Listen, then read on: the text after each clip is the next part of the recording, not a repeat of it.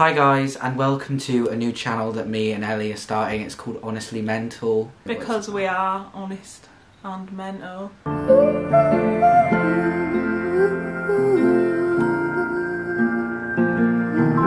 We want to talk honestly about mental health, somewhere that other people can listen. Yeah, so the goal is kind of to reach out to people that may be struggling with mental health stuff, and then kind of have like a community of people that can talk about their mental health. Even if you've not been diagnosed, because I haven't been diagnosed yet, you can just kind of come watch, see, like, you know, you don't even have to have like a proper, like, as I say, like a diagnosis, but you could just come and you know, if you're feeling bad, just come and watch the videos and kind of join in. I know it might seem like we're jumping on the bandwagon of this whole raising awareness thing, which is obviously really good, but I do feel like a lot of the time that's not realistic and only caters for people that suffer from milder sort of mental health, like anxiety and depression. And I still feel like in our society we're nowhere near close to like actually getting rid of the stigma around, I don't want to use the term more serious, but more like, I'd just say kind of more like different, more unexplored. Yeah, and like less popular symptoms. Yeah. I mean, yeah. There's quite a lot of people that are probably going through the process at the moment of trying to find help as well. So, like, recently I've been through a lot of stuff that's been really hard, because it's been really hard to reach out to anyone and get any kind of help. And even getting help from like A&E and so on has been tedious and miserable, and sometimes more hassle than the actual problem. And Ellie knows it too, because she's been through it all as well. I mean, everyone that's had something that's not more than anxiety and depression, but different, and are confused about it, do have to go through these things because they can't control themselves sometimes, and it is messy.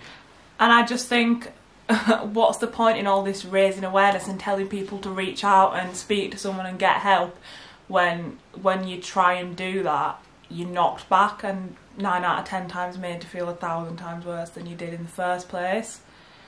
So what else has anyone got other than finding other people that are going through the same thing? Not to say that you shouldn't reach out. Like, you should definitely, you know, if you're seeing a counsellor or you're getting help, definitely continue, and if you are struggling, you know, there's emergency contacts that you should ring, but we're just here to say, like, you know, even if you ring them, you go through all that, it's not an easy fix. It can take months. It's taken months for me, it's taken months for Ellie, years. You know, years, you know, for everyone it's different, but at the same time, like, it is hard, and it's a process that, you know, you might not get help for months, years or something, and you need that help, and they're just like, ring this emergency number, and it's like, well, how many times can I ring it until I do kill myself? Like, yeah, literally. And we are going to be honest here. Yeah, and I do want to say as well that these videos are not planned or structured at all, so we are literally just chatting to each other but filming it. Exactly, and we kind of want to get a viewpoint on everything in every sort of way. So, talking of reaching out for help, you're probably wondering why the fuck we think we're educated enough to talk about this, and we're not. Basically, it's just through our own experience. So, oh God, I'm actually shaking like about saying this on camera. Yeah, this is ridiculous because I'm so open about my mental health, like in real life, but I'm honestly so terrified about saying this on camera. But I've been diagnosed with bipolar since I was 18. And I'm 22 now, and I've been through the system in every possible way that you can imagine. Like, I've been on medication, not been on medication, been in hospital, not been in hospital, had different therapies, not had different therapies, whereas Ezra's like, unfortunately, just starting out. Yeah. So we have two completely different perspectives on things as well, which makes it a bit more interesting. So as I was like saying earlier, I'm undiagnosed at the moment. I'm actually going to see, is it a psychologist? Yeah, so I'm going to see a psychologist soon, and I will have a diagnosis, which isn't like going, oh, well, I've got a sheet to tell me that, you know, I am this and I can act this way. Like, it doesn't mean that, but it just means that I know what's going on. And also, one thing that we have learned since Ezra started suffering with his mental health is the absolute insane difference between getting help when you are diagnosed and getting help when you're not diagnosed. Like, I honestly feel like if I breathe too fast, I'll get sectioned. Whereas for me, I've been through a lot recently and have been detained, but let free at my own will, despite having suicidal and homicidal So thoughts. I think what might be a good thing to do is, aside from this video, because we've got the whole channel planned, I think me and Ellie will make separate videos about everything we've been through, because also Ellie is a girl and I'm a boy, and I think there's a massive difference. And you know, there's going to be a wide variety of people watching this, whether you're transgender, boy, girl, you know. And your age as well, because obviously when I first started suffering I was about 15, so I first started going to CAMS, which is a child and adolescent mental health service, and that's getting diagnosed through CAMS is a completely different experience to dealing with adults. Adults are a lot more sort of, you need to take responsibility, you need to sort it out yourself. So we have completely different experiences, basically. Yeah, and we, as the channel goes on, you'll know more about ourselves and hopefully more about yourselves. And, you know, if you've got any kind of ideas, put them in the comments, because that'll be really good. Like, we're going to try and upload every 2 weeks so that we have a new topic to talk about. It might sometimes just be me, it might sometimes be just Ellie. But we literally live together at the minute and just talk about this shit all the time anyway, so... Yeah. Like, why not film it? it's cool. So today we do actually have a topic. Ellie's done a poll. Well, a few polls. Yeah, Ellie's done a few polls about kind of attention seeking and mental health. So okay, this is actually something that really personally bothers me, because, and I've thought about this for a while, and I won't lie to you, I'm someone that thinks a lot of people with mental health problems do attention seek. I agree. And I will say, once again, I'm like shitting myself about saying this on camera, but I will even say that myself have exhibited attention seeking behaviours in the past. But I feel because of my mental health. And I feel like you have to get so seen. that's I do think that people with mental health problems are attention seekers a lot of the time, but I also definitely don't think that's a bad thing, and I don't think people should be made to believe that it is, because firstly, for some types of illnesses it's literally a symptom of the illness.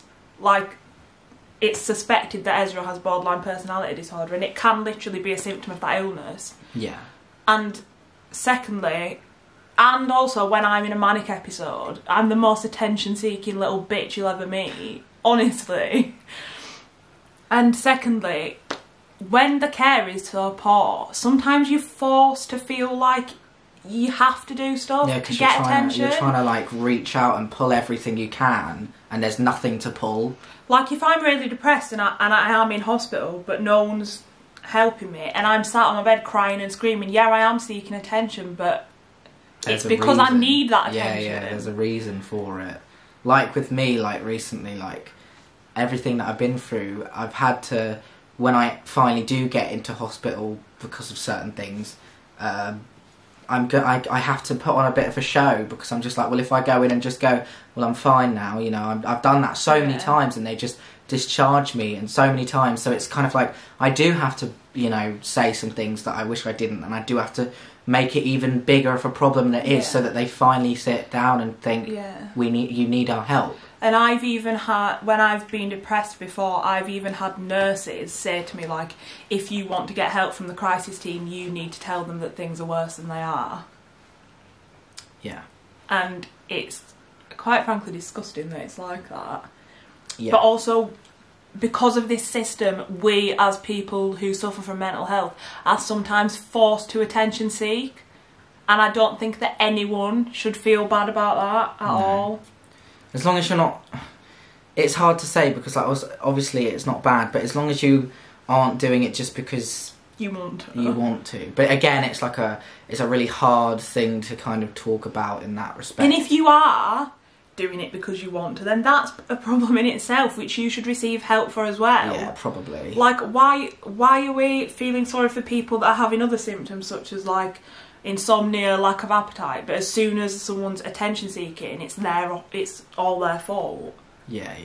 It just really infuriates me. So we're gonna read out Ellie's poll results because she's got a few followers on her Instagram about mental health. It's a separate Instagram for my mental health, which is private, by the way. Yeah, so you won't find me. But like, we just want to talk about like what everyone's put. Everyone that follows her has like got mental problems and so on. So we're just seeing what they think about the whole subject as well as us. So we're going to put the screenshots up, and Ellie's just going to talk you through it, really. So the first one I put was, do you ever feel like people view you as an attention seeker because of your mental health problem? And like, we also have been talking about these questions as I've been posting them, and like, we both said yeah to this, like, immediately. And so did 93% of my followers. Yeah. Which, what is the point in this raising awareness then? Just answer me that. It really annoys me. It's hard, isn't it? Because it is raising awareness, but of what? Yeah. Of what? Being a bit sad. Yeah, like it's just kind of like, yeah, we'll put you on some antidepressants, but then antidepressants for some people just makes them worse. Yeah, like me. Definitely feel like it. And then the second one I put was, this makes me really upset. I put, do you feel like professionals take you seriously in a crisis? And 81% of people said no. It's disgusting. I mean, here, like in Brighton, ever since like everything started going wrong for me, I've felt nobody has taken me seriously. Like, nobody. And I feel like, to be fair, I'd probably answer yes to that question. But it's like on their terms. So if I'm at the point where I feel unwell, but I'm still well enough to have capacity, and I'm saying I need help, no one cares. But they wait until the point where I literally am psychotic, and then just section me. But that's the problem that I've been having.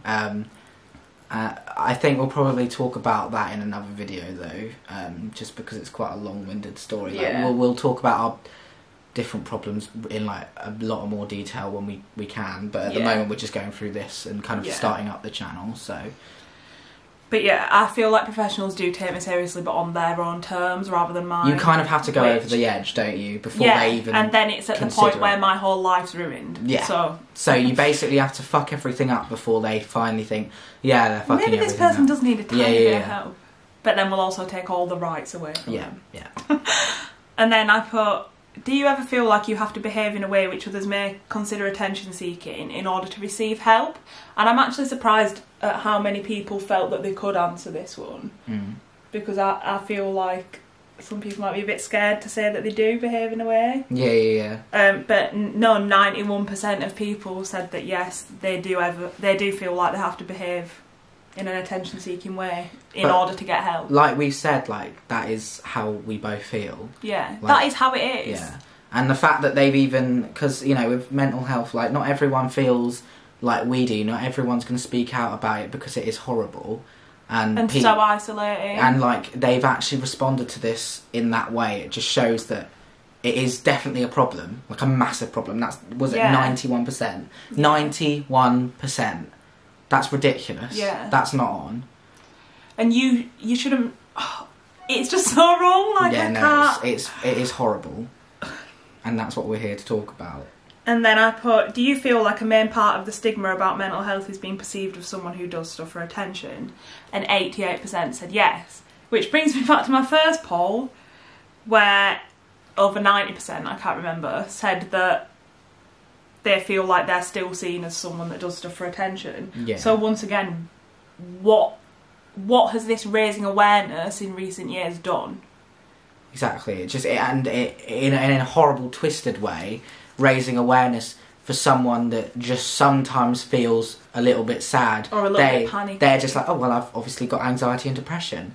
Like, no, it's like, almost patronising and undermining. Yeah, and like everyone else that's going through like eating problems and suicidal paranoia thoughts and schizophrenia and self-harm, and much more. It kind of is. It's like, I don't want to sound like I'm being like, I'm not saying it's not horrible to have anxiety and depression. No. But I'm just saying that just because these other issues are slightly less glamorous, where's the awareness for them? Exactly. Where's the awareness for people that are so paranoid they can't eat for weeks or wash for weeks? Or they just get put away. Yeah, like and they don't ever get help. Like, I have friends that I met in hospital that have believed that everyone in the world is plotting to kill them. Where's the awareness about that? Because they're still seen as nutters and psychos from where I'm standing. Yeah, no, definitely. And they're treated completely differently. This was just sort of out of interest. I also asked, do you feel your diagnosis has an impact on whether you're considered attention seeking or not? And 90% of people said yes.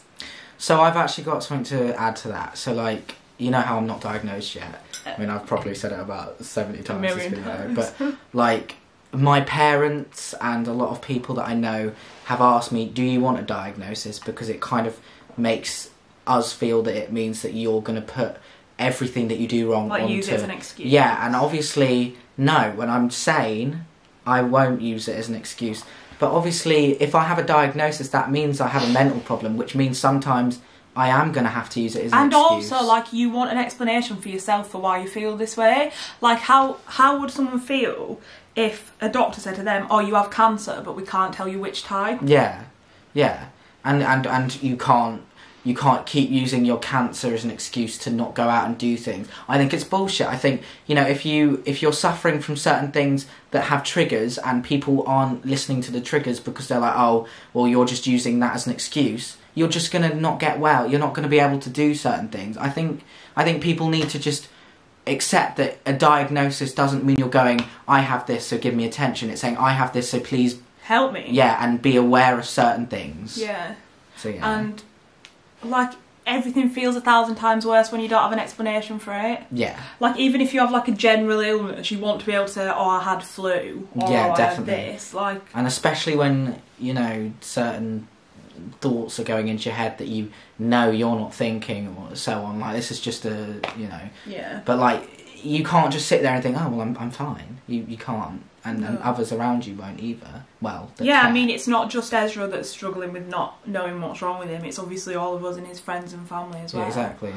I also asked, have you ever lost any friends, family or relationships due to your mental illness behaviours because they just saw it as attention seeking?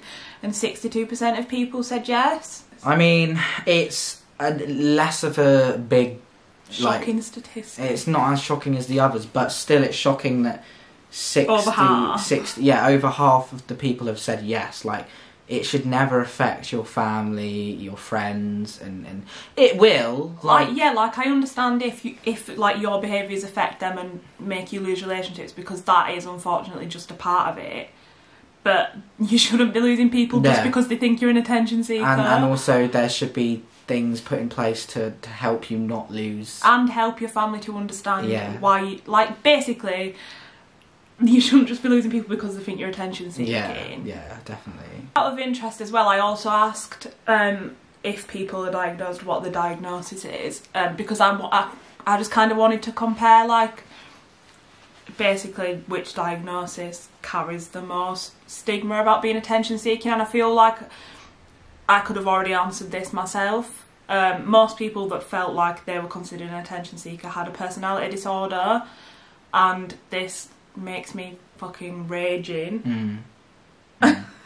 Because a core part of that illness is attention seeking. Not that, it's that they don't know how to express their emotions, or they can't for whatever reason.